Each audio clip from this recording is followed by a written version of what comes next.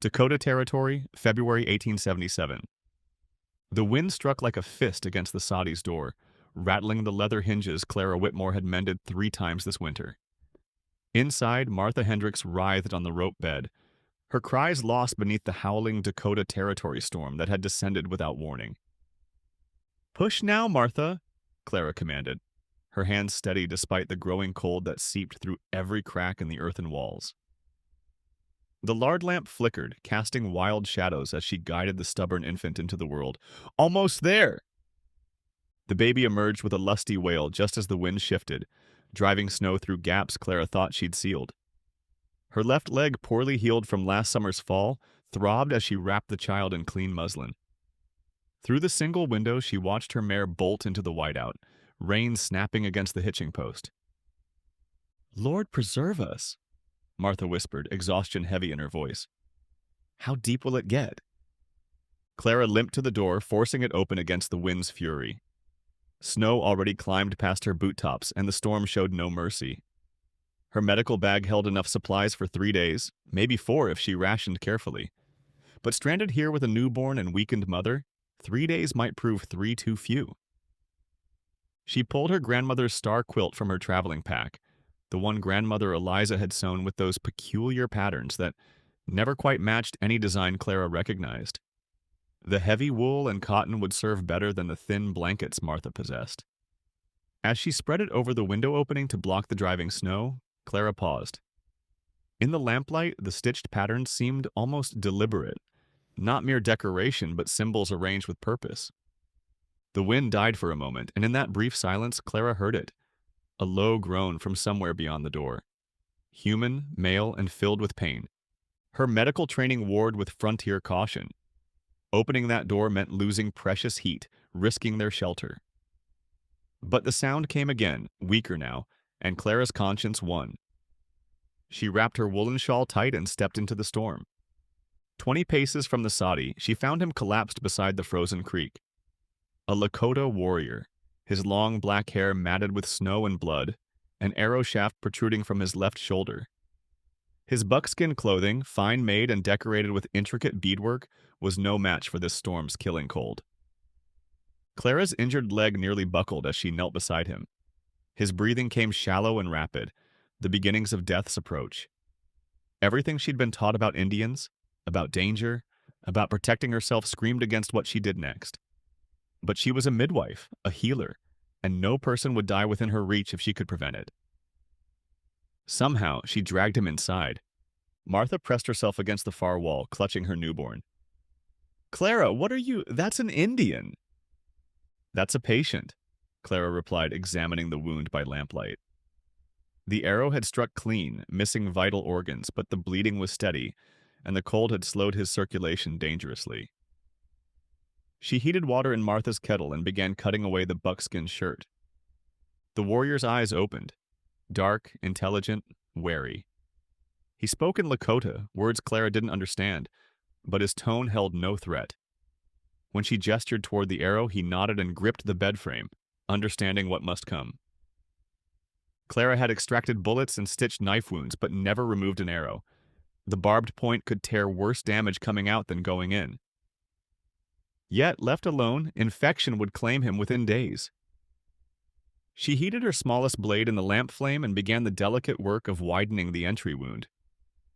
The warrior, barely more than a young man she realized, never cried out. Sweat beaded his forehead despite the cold, but he held still as carved stone while she worked.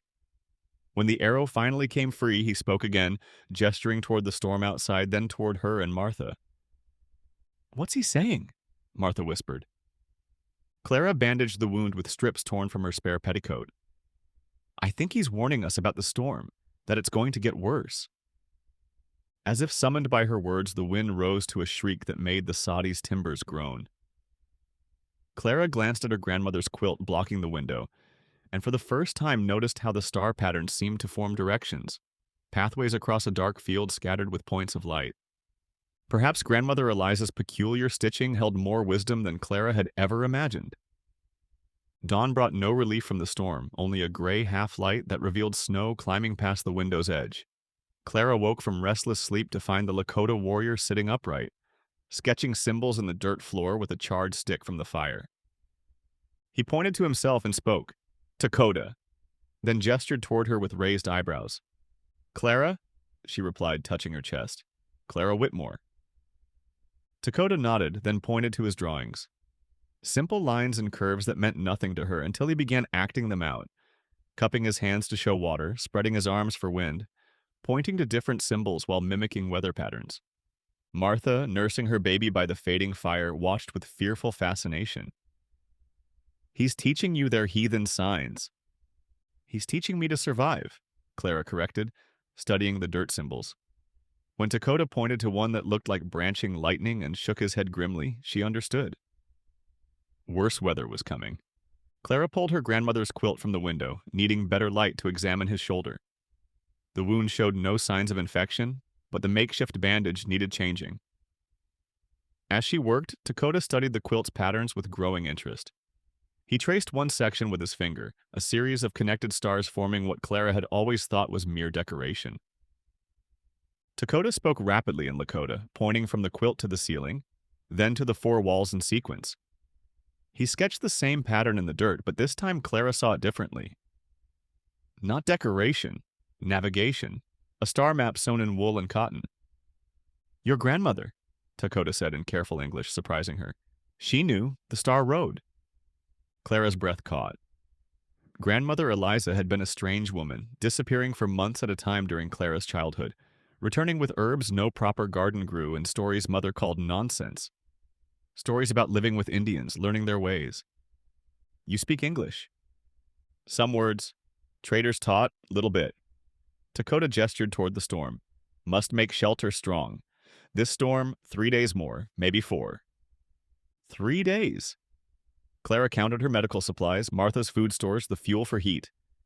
Even rationed carefully, they'd run short. But Dakota was already moving, despite his injury, examining the Saudis' construction with critical eyes. He showed Clara how to bank snow around the outside walls, creating insulation the way his people did for winter lodges. Together, they reinforced the roof with salvaged wood from Martha's broken furniture, Dakota directing the work despite his limited English and her complete ignorance of Lakota. The labor warmed them both, and Clara found herself studying this man who had appeared from the storm like an answer to unspoken prayers. He moved with economy and purpose, wasting no motion despite his wound. When he caught her watching, he didn't look away or show the hostility she'd expected from an Indian warrior. Instead, Dakota pointed to her limping gait and sketched another symbol in the dirt. When she didn't understand, he knelt and examined her left leg with gentle, impersonal hands, the touch of someone who understood injury and healing. "Bone break," he said, tracing the old fracture line through her skirt. "Not set right." Clara nodded, embarrassed by the weakness that had cost her so much already. "Horse threw me last summer. Doctor in town was drunk when they brought me in." Dakota disappeared outside briefly, returning with a handful of inner bark from a willow tree. He showed her how to brew it into tea, miming the relief from pain. When Clara tasted it, the bitter liquid did ease the constant ache in her leg. That evening, as they shared Martha's meager supper of cornbread and preserved venison, Dakota spoke haltingly about his purpose in this desolate country. He sought someone, a woman, taken by white men. His intended bride stolen during a trading expedition gone wrong. They take her, force her father's hand, make him... Dakota struggled for words, finally drawing in the dirt. Stick figures around a rectangular shape, white men pointing weapons at Indians. Sign paper, give land. Clara understood. The territorial government's hunger for Indian land was no secret, but she'd never heard of outright kidnapping. The very idea chilled her more than the howling wind.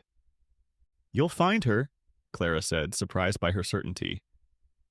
Something about this quiet warrior inspired confidence. Dakota met her eyes across the flickering lamp. "Your husband, where?"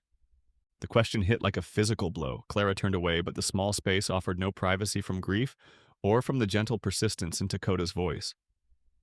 "Dead," she whispered. "Last spring. He was murdered." She had never spoken that word aloud before, always died suddenly or taken by fever when neighbors asked. But sitting in this earthen shelter with a wounded Indian warrior while the storm raged, Pretense seemed foolish. He was a surveyor, Clara continued. Good man, honest. Maybe too honest for some folks' liking. Dakota nodded as if he understood more than her words conveyed. When he spoke again, his voice held recognition of shared loss. Bad men take what they want, kill who stands against them. Outside, the wind rose to a howl that made the Saudi's walls shiver. But inside, warmed by willow bark tea and unexpected companionship, Clara felt safer than she had in months. Tomorrow would bring new challenges. Tonight, she would rest beside the quilt that held her grandmother's secrets and trust that this strange alliance would see them through the storm. The second day dawned with deceptive calm. Clara woke to silence so complete it rang in her ears like a bell. Outside, the snow had stopped, but when she opened the door, the drifts reached her waist. The world had transformed into an endless field of white, broken only by the dark line of cottonwoods marking the creek. Dakota stood beside her, studying the sky with troubled eyes. This is breathing, he said, searching for English words. Storm rests. Tonight comes back, stronger. Their food situation had grown desperate. Martha's supplies were nearly exhausted, and Clara's traveling provisions wouldn't sustain 4 people, counting the baby, for another 3 days. Worse, Clara's leg had stiffened during the night, swollen and hot to the touch. The infection she'd feared was taking hold. I can hunt, Dakota said, having observed their grim inventory. He'd fashioned snares from leather strips cut from his clothing, but his shoulder wound limited his mobility. Small game, rabbits, prairie birds. Clara nodded, though she wondered what prey could survive in this frozen wasteland. While Dakota prepared to venture out, she examined her medical supplies with growing concern. The willow bark tea helped her pain, but she needed stronger medicine, herbs her grandmother had mentioned in half-remembered stories. Before you go, Clara said, show me what plants can help, for infection, for fever. Dakota's expression grew thoughtful. Despite the language barrier, he understood her condition was worsening. He sketched in the dirt, drawing plants she didn't recognize, miming their preparation and use. Rose hips for strength, cattail roots for infection, pine needle tea for scurvy prevention. Martha watched their exchange with mounting anxiety. Clara, you can't trust Indian medicine. It's not Christian. Neither is dying, Clara replied more sharply than intended. She softened her tone. Martha, we need everything that might help. Your baby needs his mama strong, and I need to stay well enough to tend you both. Dakota returned before midday with 2 rabbits and a pouch of plants. He'd also brought disturbing news, communicated through gestures and broken English. Tracks in the snow, shod horses, multiple riders, moving with purpose despite the storm. White men, he said, sketching the scene, looking for something or someone. Clara's blood chilled. Had someone tracked her here? Her husband had made enemies with his honest surveys, and she'd always suspected his death was connected to territorial politics. Or perhaps these riders sought Dakota. Bounty hunters were common in the territory. How many? She asked. Dakota held up 6 fingers, then pointed toward the direction of town.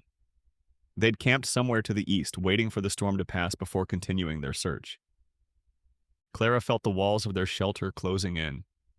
Trapped by weather, threatened by infection, hunted by unknown enemies, their situation was becoming impossible. But as she watched Dakota prepare the rabbits with sure, efficient movements, she realized something had changed in her thinking. 3 days ago, she would have planned only for her own survival. Now their fates seemed intertwined. That afternoon, Dakota taught her to prepare the plants he'd gathered. His hands were gentle as he showed her how to pound cattail roots into paste, how to steep pine needles without destroying their virtue.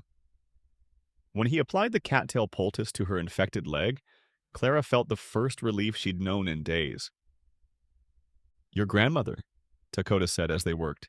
She learned from my people, long ago, before the Troubles. Clara's hand stilled on the pine needle tea. You knew her? Not me. My grandfather spoke of white woman with healing hands. Lived with our band one winter. She made star map. He touched the quilt reverently. Sacred thing. Shows the star road home. The implications staggered Clara. Grandmother Eliza hadn't just visited Indians. She'd lived among them, learned their ways, been accepted into their community. The quilt wasn't mere handicraft, but a sacred artifact, a bridge between two worlds. "Why didn't she tell me?" Clara whispered. "Dangerous knowledge," Dakota replied. "White people, afraid of Indian ways. Call it devil's work." As if summoned by his words, Martha spoke from her corner where she'd been listening. "It is devil's work, consorting with heathens, practicing their dark arts." "Their healing arts," Clara interrupted. "Look at my leg, Martha. Yesterday I could barely walk. Today the swelling's down and the pain is manageable."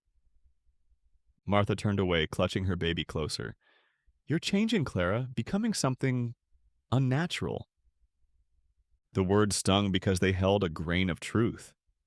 Clara was changing, learning to see the world through different eyes, but unnatural? She was becoming more herself than she'd ever been. The healer her grandmother had trained her to be, even if neither of them had understood it at the time. That evening, as the wind began to rise again, Dakota made his meaning clear through careful words and urgent gestures. The riders would resume their hunt when the storm passed. This soddy couldn't be defended against 6 armed men. They needed to move to better shelter before the searchers arrived. "There's nowhere to go," Clara protested. "Martha can't travel with a newborn in this weather." Dakota pulled the star quilt closer to the lamplight, tracing patterns with his finger. "Your grandmother's map shows safe place. Hidden camp, 2 days' walk." He met Clara's eyes. "My people's place. Empty now, but shelter there, food stored for winter." Clara studied the quilt patterns with new understanding. What she'd always seen as random stars now revealed themselves as landmarks, hills, streams, distinctive rock formations. A map indeed marking safe havens across dangerous country. But Martha was watching with horror. "You mean to take us to an Indian camp?" "Clara, I won't go. I won't expose my child to such a place." "You'll expose him to worse if we stay," Clara replied, though her heart ached at the choice. Leave Martha and the baby to face whatever the riders intended, or force them into the wilderness on a journey that might kill them all. Outside, the storm's second assault began with fury that dwarfed the previous night's violence. The sodi's walls groaned under the wind's pressure, and snow began sifting through cracks they'd thought sealed. Dakota touched Clara's arm, his eyes serious. "Choose now," he said. "Stay and maybe die quick. Go and maybe live." Clara looked at the baby sleeping in Martha's arms, at Dakota's bandaged shoulder, at her own infected leg. None of them were strong enough for what lay ahead, but staying meant certain capture or death, while the Star Road offered at least the possibility of survival. She made her choice. They left the Sadi at first light, when the storm's fury had spent itself in another hour of false calm. Clara wrapped her grandmother's quilt around her shoulders like a sacred vestment, its star patterns her only guide to salvation. Martha wept as they prepared to leave, but her tears had frozen before they traveled 50 yards into the trackless snow. The baby, blessedly, slept against her breast in the sling Clara had fashioned from medical bandages. Dakota, despite his wound, broke trail with the staff he'd carved from Martha's broken chair.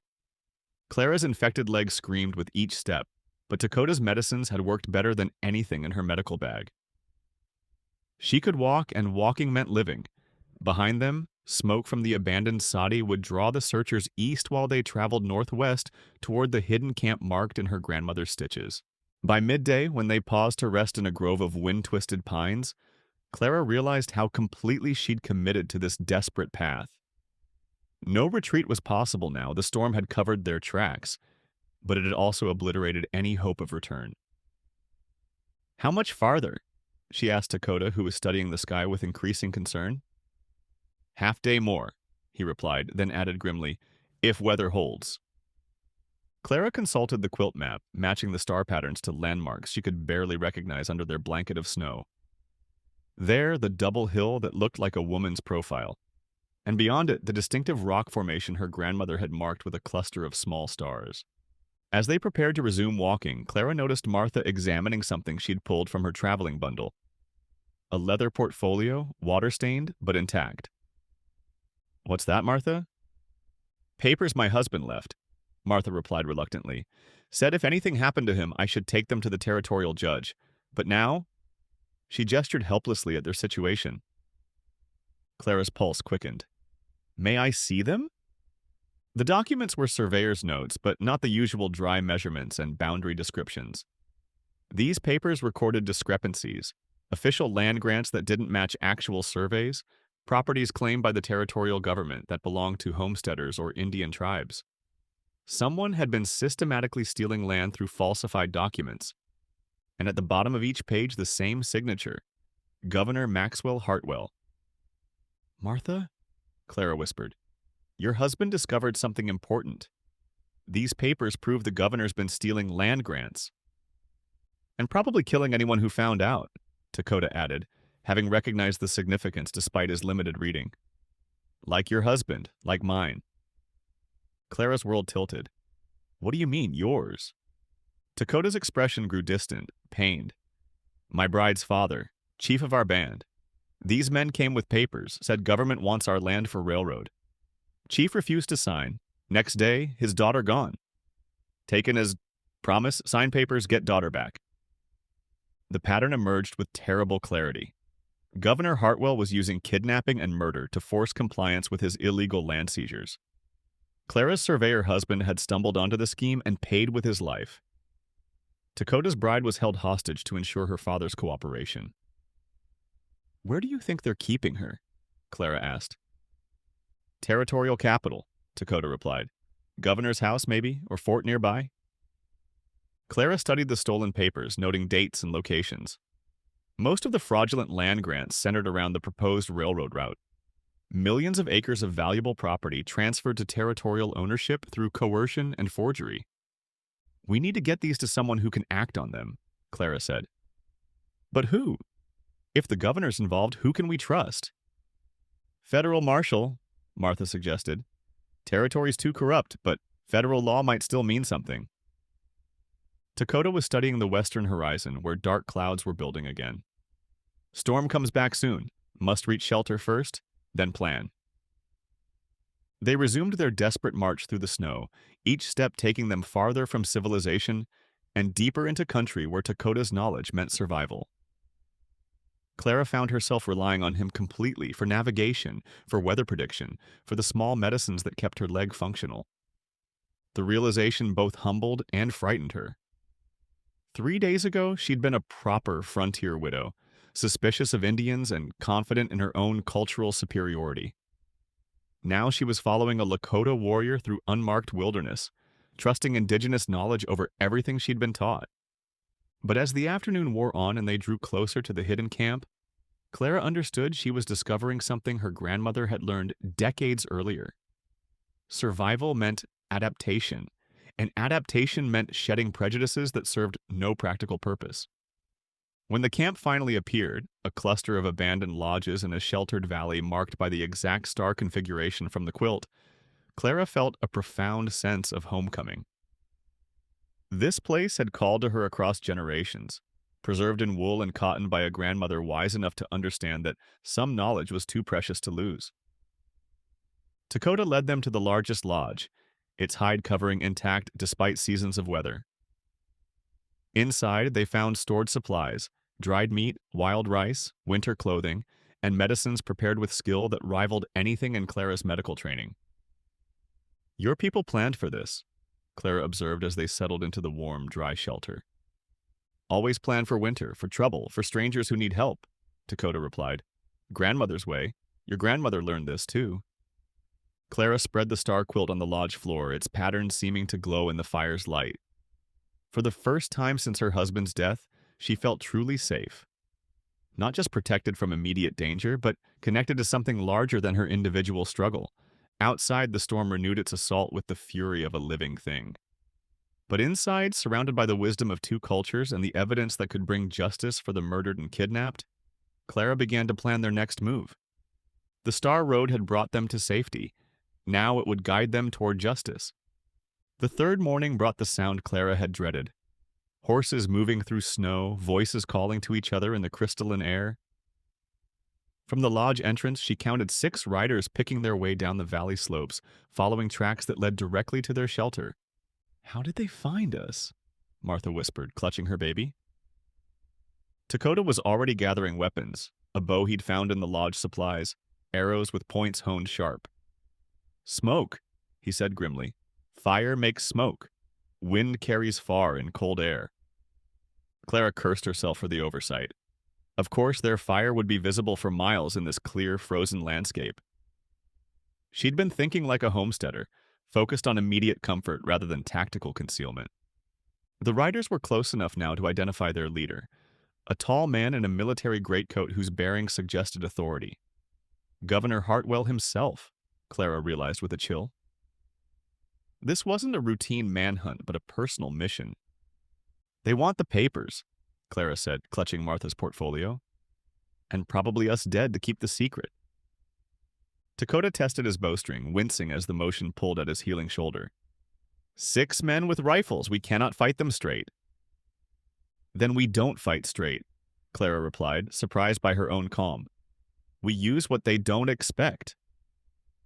She was thinking of her grandmother's stories, half-remembered tales of deception and misdirection learned during that mysterious winter with the Lakota. How to use an enemy's assumptions against them. "They think they're hunting helpless settlers," Clara continued, studying the lodge's interior. "Let them come close before they realize what they're facing." Dakota nodded, understanding her intention. He showed Martha how to bind the baby securely against her chest, then helped Clara prepare what passed for ammunition in her medical bag. Laudanum for coating arrow points, surgical spirits that would burn if ignited. The riders dismounted outside, their voices clear in the thin air. "Governor, are you certain they came this way?" That was a younger voice, uncertain. "The smoke came from this valley, and these are the only tracks in 50 miles. Hartwell's voice carried the authority of a man accustomed to absolute obedience. "They have documents that could hang us all if they reach federal authorities." Clara felt a grim satisfaction. Let them come thinking they faced only a wounded Indian and desperate woman. They'd learn the difference between helpless prey and cornered fighters. Dakota had positioned himself behind the lodge's support poles, bow drawn, while Clara crouched near the entrance with her surgical knife and a bottle of medical alcohol. Martha pressed herself into the deepest shadows, her baby miraculously quiet. "Mrs. Whitmore," Hartwell called from outside. "I know you're in there. Come out, and we can discuss this reasonably." Clara almost laughed at the transparent lie. Reasonable men didn't ride through blizzards with 6 armed companions to hold discussions. "I'm hurt, Governor," she called back, letting weakness creep into her voice. "Can't walk properly. You'll have to come in if you want to talk." A long pause filled with whispered consultation, then footsteps approaching the lodge entrance. Clara tensed, surgical blade ready. The first man through the entrance was young, nervous, rifle held awkwardly. Clara's blade found his wrist before he could raise the weapon, and Dakota's arrow sprouted from his shoulder an instant later. He went down screaming, and his rifle clattered across the lodge floor. Chaos erupted. 2 more men pushed through the entrance, only to find themselves trapped in the narrow space where Dakota's bow and Clara's desperate courage gave them advantage over superior numbers. She threw the medical alcohol across the fire, creating a flare that blinded the attackers while filling the lodge with burning vapor. In the confusion, Martha snatched up the fallen rifle and fired blindly toward the entrance. The shot went wide, but the unexpected resistance from within threw the attackers into disorder. "Fall back!" Hartwell shouted from outside. "Burn them out!" Clara's heart sank. They'd won the first skirmish, but Hartwell had more men and unlimited ammunition. Worse, fire was the one threat their position couldn't withstand. But Dakota was already moving, gathering the stored arrows and slinging a parfleche bag across his shoulders. "Back way," he said urgently. "Follow me." He led them to the rear of the lodge, where clever construction had hidden a second entrance behind hanging hides. They crawled through into the bitter cold just as flames began licking at the main entrance. The valley floor offered no concealment, but Dakota guided them up a game trail toward the rocky slopes where the attackers' horses couldn't follow. Clara's legs screamed with each step, but adrenaline carried her forward. Behind them, Hartwell's voice rose in fury as he discovered their escape. "Find them! They can't get far in this snow!" But they were climbing toward country where Dakota's knowledge mattered more than superior numbers. The Star Road had brought them to safety once, Perhaps it would do so again. As they reached the first ridge, Clara looked back to see smoke rising from the burning lodge. Another bridge between worlds destroyed by men who feared what they couldn't control. But the papers were safe in Martha's arms, and somewhere ahead lay the possibility of justice. They'd survived the governor's first assault. Now came the harder task, staying alive long enough to make their evidence count. The chase lasted 2 days through country that grew more treacherous with each mile. Hartwell's men, mounted and well-armed, should have overtaken them within hours. But Lakota led them through terrain where horses became liabilities. Narrow ledges along frozen streams, dense thickets of thorned brush, rock formations that offered concealment to those who knew their secrets. Clara's medical training proved as valuable as Lakota's wilderness skills. When one of their pursuers suffered a bad fall from his horse and lay groaning at the bottom of a ravine, she insisted they stop to help. "He'll die without treatment," she told Lakota, who argued for leaving the man to his fate. "He would not help us," Lakota replied. "That's what makes us different from them." Clara climbed down to the injured man, barely 20, with a face soft from town living and eyes wide with pain and fear.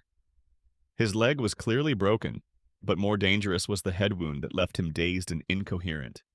"Please," he whispered when he recognized her. Don't leave me here." Clara bound his wounds with strips torn from her petticoat and left him her spare blanket. "Tell Governor Hartwell that mercy isn't weakness," she said. "Tell him Clara Whitmore treated you because it was right, not because you deserved it." The young man's gratitude followed them up the ravine, and Clara felt something settle in her chest. This was who she chose to be, a healer who served life regardless of politics or race. Their mercy had consequences. When Hartwell found his injured man, the governor faced a choice: continue pursuit or get his subordinate to medical care before infection claimed him. Clara had wagered that even corrupt men possess some loyalty to their followers. She won the bet. The pursuit ended at the ravine, though she knew it was temporary respite rather than final victory. Lakota led them to another hidden camp, this one occupied by a small band of Lakota who had remained in the territory despite government pressure to relocate. Their leader, an elderly woman named Winona, examined Clara with eyes that seemed to see through flesh to spirit. "You are the granddaughter," Winona said in careful English. "The one whose grandmother walked the Star Road with us." Clara nodded, too exhausted for surprise. Everything in her life seemed to have been leading to this moment, sitting in a winter lodge with people her grandmother had lived among, carrying documents that could change the fate of territories.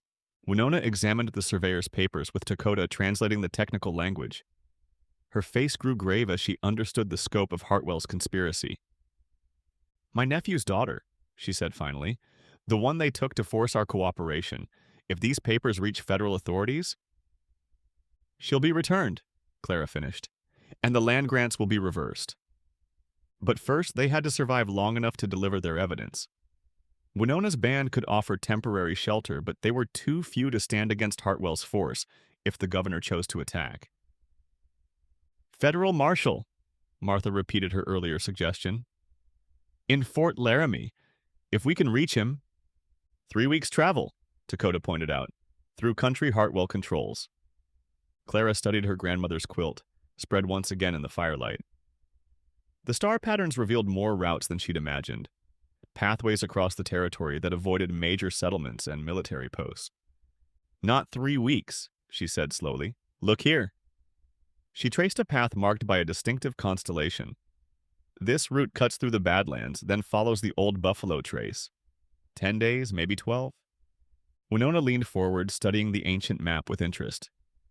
"Your grandmother learned our ways well. This is the Ghost Road, the path spirits take to the ancestor lands. Dangerous for the living, but hidden from enemy eyes." Lakota was examining his bow, testing arrows fletched with hawk feathers. "I will go with you, my bride." He stopped, struggling with English grammar. "My promised one. I must try to free her." "We all go," Clara said firmly. "Martha, you and the baby need federal protection as much as anyone. And I..." She paused, understanding something about herself for the first time. "I have nowhere else to be." The truth of it surprised her. 3 days ago, she'd been a widow looking for purpose beyond mere survival. Now she was part of something larger, a mission that transcended individual need. They spent that day preparing for the longest journey of their lives. Winona's people contributed winter clothing more suited to extreme cold than Clara's town-made coat. They provided pemmican and dried fruits that would sustain them when game was scarce. Most importantly, they offered prayers in languages Clara didn't understand, but somehow recognized at a level deeper than words. That evening, as they prepared to sleep before the pre-dawn departure, Dakota spoke quietly beside the dying fire. "Your husband," he said. "He was a good man, yes? Honest?" Clara nodded, not trusting her voice. "My promised one. She is good woman too. Brave, kind to children." Dakota stared into the coals. "If we save her, if papers reach Marshall, she will be free to choose her own path." Clara understood what he wasn't saying. Saving his bride might mean losing her if freedom led her away from him. It was a risk he was willing to take because love meant wanting someone's happiness more than your own. "And if she chooses differently than you hope?" Clara asked gently.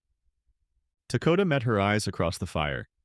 "Then I will wish her well and find a new path. Maybe—" He gestured toward the star quilt. "Maybe Star Road leads to different destination than expected."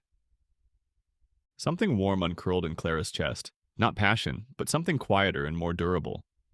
Partnership, respect, the foundation on which lasting love could be built. Outside, the wind rose with the promise of another storm. But inside the lodge, surrounded by people who had chosen to help strangers at risk to themselves, Clara felt the kind of safety that came not from walls but from community. Tomorrow would begin the hardest part of their journey. Tonight, she would rest beside the quilt that had guided them this far and trust that the Star Road's destination was worth whatever trials lay ahead. 10 years later, Clara Whitmore Dakota stood at the edge of the settlement that bore her grandmother's name, Eliza's Crossing, watching her 8-year-old son Thomas practice bow hunting with his Lakota grandfather. The boy's hair, dark like his father's but with Clara's stubborn cowlicks, caught the morning light as he drew back the small bow with careful precision. "Breathe out slow," old Winona instructed in English. Though she could have spoken Lakota, Thomas was fluent in both languages. "Arrow flies where spirit looks, not where eyes see." Clara smiled at the familiar lesson.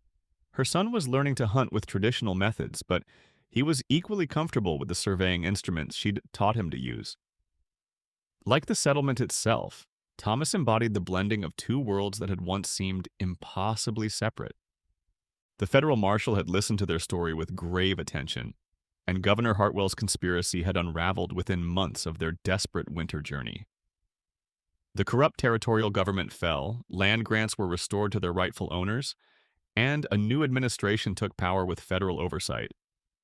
Dakota's bride, a young woman named Ayanna, had been freed from captivity but chose to return to her own people rather than honor the arrangement her father had made. "She said I reminded her too much of being trapped," Dakota had explained to Clara without bitterness. "She wants to learn white woman's medicine, become healer like you." Clara had understood. Freedom meant different things to different people. For Ayanna, it meant independence and education. For Dakota, it meant the right to choose love freely given rather than obligation imposed. Their own courtship had been conducted according to Lakota custom, with Dakota formally requesting permission from Clara's chosen family, Winona's band, who had adopted her after she saved 3 children from spotted fever with a combination of medical training and indigenous plant knowledge. The ceremony itself had honored both Christian and Lakota traditions, creating something new that belonged fully to neither culture but drew strength from both. Eliza's Crossing had grown from that synthesis. The settlement served as a trading post where white homesteaders and Indian bands could meet on neutral ground, but it was also a medical center where Clara trained young people of both cultures in healing arts that combined the best of two traditions.